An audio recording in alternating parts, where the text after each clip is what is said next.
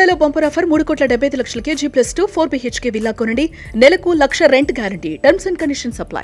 నమస్తే, నేను విజయ్.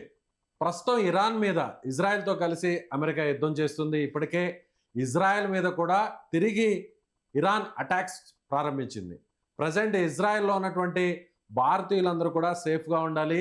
ఏదైనా అవసరం ఉంటే ఇమీడియట్గా ఇండియన్ ఎంబసీని కాంటాక్ట్ చేయాలంటూ కూడా మన భారత ప్రభుత్వం కూడా ఇప్పటికే కొన్ని సూచనలు కూడా చేసింది. అవసరమైతే తప్ప ఎవరు కూడా ఇళ్లలో నుంచి బయటకు రావద్దు అంటూ కూడా ఒక హెచ్చరిక చేసింది. అయితే ప్రస్తుతం ఇజ్రాయెల్లో ఉన్నటువంటి భారతీయుల పరిస్థితి ఎలా ఉంది? ఇజ్రాయెల్లో యుద్ధ వాతావరణం వల్ల అక్కడ ఉన్నటువంటి భారతీయులు ఎలాంటి ఇబ్బందులు ఎదుర్కొంటున్నారు? ప్రజెంట్ అక్కడ ఉన్నటువంటి సిచ్యువేషన్ని ఎక్స్క్లూజివ్గా సుమన్ టీవీ మీకు అందించే ప్రయత్నం చేస్తుంది. ప్రస్తుతం మనతో పాటు లైవ్ కాల్లో ఉన్నారు ఇజ్రాయెల్ నుంచి మన తెలుగు వ్యక్తి అయినటువంటి ప్రసాద్ గారు. ప్రసాద్ గారు నమస్కారం అండి. నమస్తే ప్రసాద్ గారు. ప్రజెంట్ ఇజ్రాయెల్లో అక్కడ వార్ సిచ్యువేషన్ ఎలా ఉంది? ఈరోజు పొద్దున ఉదయం 8 గంటలన్నరకు మాకు అలారం వచ్చింది, అలర్ట్ వచ్చింది. వచ్చిన తర్వాత దాన్ని బట్టి మేము అలర్ట్ అయ్యి మా సేఫ్టీ రూమ్లకు మేము వెళ్ళిపోయాము. మా సేఫ్టీ మేము చూసుకుంటూ మా ఏరియాలో ఉన్న ప్లేస్లకు వెళ్ళిపోయి, మాకు ఇంట్లోనే ఉంటుంది, నేను ఎక్కడైతే వర్క్ చేస్తానో ఆ ఇంట్లోనే సేఫ్టీ ఉంటుంది. ఇది నా వెనకాలనే ఉంది, మీరు గమనిస్తున్నారు. ఇది ఎస్, అవును. ఇప్పుడు ప్రస్తుతం మీరు చూపిస్తున్నది బంకర్. పెద్ద బంకర్, పెద్దది, పెద్ద బంకర్. ఓకే, బంకర్ అన్నది ఏరియా. డోర్ ఉంది, ఐరన్ డోర్, చాలా స్ట్రాంగ్ గా ఉన్నట్టుంది అక్కడ. ఉంది, ఇలా కిందకి వెళ్ళాలి. ఓకే, సెల్లార్ లాగా డౌన్ లోకి వెళ్ళాలి. ఓ, చాలా అడ్వాన్స్డ్గా ఉంది సార్. ఎక్కడా కూడా అది వార్ కోసం ఏర్పాటు చేసింది కాకుండా ఒక నార్మల్ సివిలియన్ కన్స్ట్రక్షన్ ఏ విధంగా చేస్తారో అదే విధంగా ఉంది. ఓ, చాలా చాలా లోపలికి ఉంది. ఆల్మోస్ట్ ఒక 2 floors వరకు ఉంది లోపలికి. మళ్ళీ ఇందులో డోర్ ఉంటుంది, మళ్ళీ ఇంకొక డోర్. ఇందులో ఒక డోర్ ఉంటుంది. ఓ గ్రేట్. మళ్ళీ అడిషనల్ గా అక్కడ ఇంకొక రూమ్ ఉంది, డోర్. మళ్ళీ ఇంకో డోరు, ఇందులో మళ్ళీ ఇంకొక డోర్, మళ్ళీ ఇంకొక థర్డ్ డోర్ కూడా. ఇది ఓపెన్ లేదు, థర్డ్ డోరు. అది అవసరమైనప్పుడు ఓపెన్ చేసి లోపల ఉంటారు. అందులోకి వెళ్ళాలి. అక్కడ ఒకసారి ఫుడ్ సప్లై అంతా ఉంటుందండి. అది ఎన్ని రోజులు సరిపడా? అంటే ఆక్సిజన్ ఉంటుంది ఫుడ్. ప్రసాద్ గారు అక్కడ ఒక్కసారి ఆ చుట్టూ ఒకసారి చూపించే ప్రయత్నం చేస్తారు. Oxygen, food. ఓకే, కొంచెం క్లోజ్ గా చూపిస్తారు ప్లీజ్. ఓ, అక్కడ ఏమేమి ఉన్నాయో ఒకసారి చెప్పగలరా? అక్కడ ఏమేమి ఉన్నాయో డీటెయిల్. ఒక చిన్న ఫ్రిడ్జ్, ఇది ఒక చిన్న ఫ్రిడ్జ్ ఉంది. ఎస్, అది హాట్ వాటర్ కి ఉంది. అవును, ఇక్కడ వాటర్ తాగడానికి. ఓకే, ఆర్ఓ వాటర్ కి ఉంది. ఆర్ఓ వాటర్ ఉన్నాయి. కిచెన్ లాంటి ఎక్విప్మెంట్ కూడా ఉన్నాయి. కిచెన్ ఎక్విప్మెంట్, కిచెన్ లాంటి ఎక్విప్మెంట్స్ ఉన్నాయి. కిచెన్ లాంటి ఎక్విప్మెంట్. అంటే ఎన్ని రోజులు సరిపడా ఫుడ్ ఉంటుంది సార్ అక్కడ? గ్రాసరీస్ ఇవన్నీ కూడా ఇక్కడ దాదాపుగా మేము ఉంటాము, వచ్చి వెళ్ళిపోవడమే అంతే. ఒక 10 సమయానికి వచ్చి ఆ టైంకి. అంటే ఇప్పుడు ఒకవేళ ఇజ్రాయెల్ గవర్నమెంట్ అలర్ట్ ఇచ్చినప్పుడు మీరు ఆ బంకర్లోకి వెళ్ళిపోతారు. వెళ్ళిపోతాం. ఒక్కసారి ఇంకొకసారి అక్కడ ఆక్సిజన్ ఎలా వస్తుంది ఏంటి? ఆక్సిజన్ ఎలా వస్తుంది అనేది బయట నుంచి చూపిస్తాం. Yes please. అంటే దాదాపుగా ఒక 2 అంతస్తుల లోపల సెల్లార్ మనకి అపార్ట్మెంట్స్ లో. ఇది మన కిందికి వెళ్ళడానికి మెట్లది. అవును, ఇక్కడ ఆక్సిజన్ వెళ్ళడానికి. ఓకే, అంటే ఒక ఏసీ లాంటి ఒక ఎగ్జాస్ట్ మనకి. ఐ మీన్ ఇక్కడ ఏసీ ఉంటది. ఏసీ ఒకవేళ ఇన్ కేస్ పవర్ అక్కడ ఆగిపోయినప్పుడు ఎలా సార్? ఆక్సిజన్ అది ఎలా? పవర్ ఆగిపోయినప్పుడు పవర్ ఆగిపోదు. 99% పవర్ ఆగిపోదు. పవర్ ఆగిపోతే ఇందులో నుంచి ఆక్సిజన్ వెళ్తుంది. ఈవెన్ పవర్ ఆగిపోయినా కూడా ఆక్సిజన్ వెళ్తుంది. ఇంకొక విషయం ఏంటి అని అంటే, ఇక్కడ ఇది చూసారా, ఇది చిన్నది. ఓ, ఇది పైపు. అది న్యాచురల్ గా ఆక్సిజన్ వెళ్ళడానికి. న్యాచురల్ ఎలాంటి ఎక్విప్మెంట్ తో పని లేకుండానే ఆక్సిజన్ వెళ్తుంది. సో అందుకే ఇజ్రాయెల్ ని అడ్వాన్స్డ్ టెక్నాలజీ ఉన్న కంట్రీ అంటారేమో, బహుశా ఇందుకేనేమో. అంతే.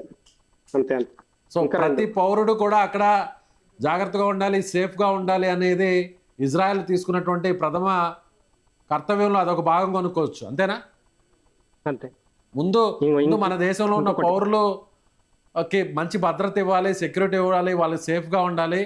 ఆ తర్వాతే ప్రపంచ దేశాలు వేరే ఇతర దేశాల మీద, శత్రు దేశాల మీద ఆధిపత్యం చలాయించాలి అంటారు, అంతేనా? అంతే అంతే అంతే. Right sir. ఇక్కడి పౌరులను ఫస్ట్ సేఫ్టీగా చూసుకొని తర్వాత మిగతా వాళ్ళతో వీళ్ళు యుద్ధం చేస్తారు. ఇరాన్ మిసైల్ అక్కడ నుంచి లాంచ్ చేసే సమయానికి మాకు ఇక్కడికి వచ్చే వరకు కనీసం 10 to 15 minutes టైం ఉంటుంది.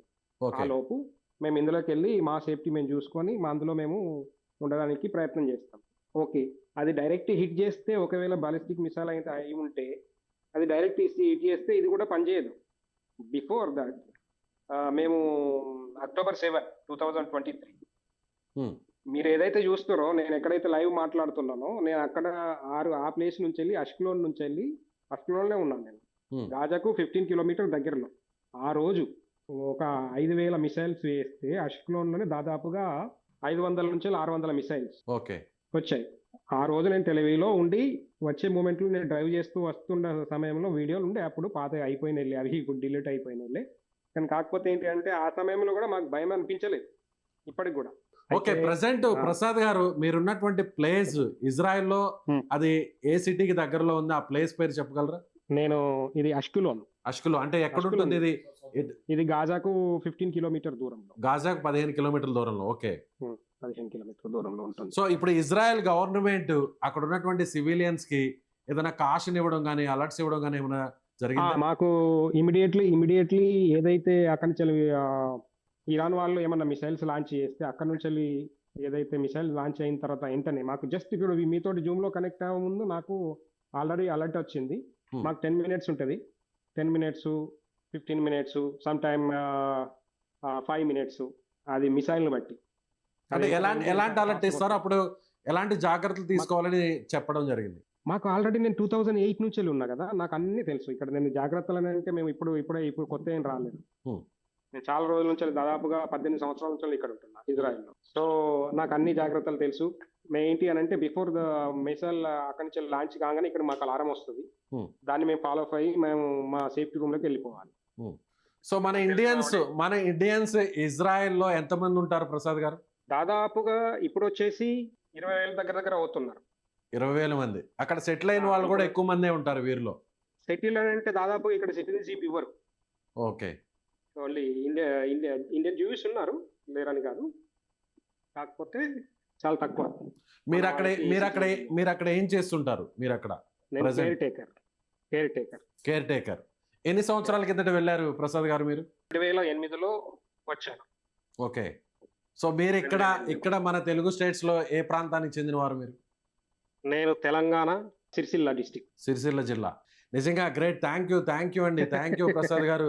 ఇప్పుడు అక్కడ ప్రజెంట్ యుద్ధం నడుస్తున్నా కూడా చాలా ధైర్యంగా సాహసోపేతంగా సుమన్ టీవీకి మీరు అక్కడ ఉన్నటువంటి వాస్తవ పరిస్థితులను లైవ్ ద్వారా మీరు చూపిస్తున్నారు. Thank you. ఇందులో పడి అంటే ఆ రోజు ఎవరు చనిపోలేదు, కాకపోతే ఏంటి అంటే ఇందులో ఎవరు లేరు ఆ టైంలో కూడా. ఓకే, ఇంట్లో ఇది మాకెందుకు ఇక్కడ మాకు అటాక్ అవుతుందని అంటే మా ఇంటి దగ్గరనే దాదాపుగా 100-150 దూరంలో పోలీస్ స్టేషన్ ఉంటుంది. వాళ్ళు దాన్ని టార్గెట్ చేయబోయి మా దగ్గరికి వచ్చి పడతాయి అన్నమాట. దాదాపుగా అప్పట్లో మీరు విన్నారా, ఒక ఆవిడ కేరళ ఆవిడ చనిపోయింది, సౌమ్య. అవును. ఆవిడ కూడా నాకు ఒక 150 మీటర్ దూరంలో ఉంటుంది. సో థ్యాంక్ యూ అండి. సో థ్యాంక్ యూ ప్రసాద్ గారు. చూసారుగా, ఇది ఇజ్రాయెల్ నుంచి అక్కడ తాజా పరిస్థితిని ప్రత్యక్షంగా అక్కడ ఉన్నటువంటి వార్ సిచ్యువేషన్ని మన తెలుగు వ్యక్తి అయినటువంటి ప్రసాద్ గారు చూపించారు. ప్రతి ఇంటిలో కూడా బంకర్ అనేది ఉంటుంది. ఎలాంటి అత్యవసర పరిస్థితులు వచ్చినా, యుద్ధం జరిగినా కూడా, ఒకవేళ బాలిస్టిక్ మిసైల్ పడినా కూడా ఏం కాని విధంగా అక్కడ బంకర్ని నిర్మిస్తారు. ఇది ఒక మ్యాండేటరీ అంటూ కూడా అక్కడ ఉన్నటువంటి సిచ్యువేషన్ని మన తెలుగు వ్యక్తి అయినటువంటి ప్రసాద్ గారు చాలా డీటెయిల్డ్గా ఎక్స్క్లూజివ్గా సుమన్ టీవీకి అందించారు. సో మీకేమనిపిస్తుంది? ఇజ్రాయెల్కి మన ఇండియన్ సపోర్టు ఎంతవరకు ఉంటుంది? ఇజ్రాయెల్ మన ఫ్రెండ్లీ కంట్రీ కాబట్టి ఇజ్రాయెల్ ఈ యుద్ధంలో గెలిచే అవకాశం ఎంతవరకు ఉంది? ఎంటైర్ ఈ వార్ ఎపిసోడ్ మీద మీ అభిప్రాయాన్ని కామెంట్ రూపంలో తెలియజేయండి. Thank you so much.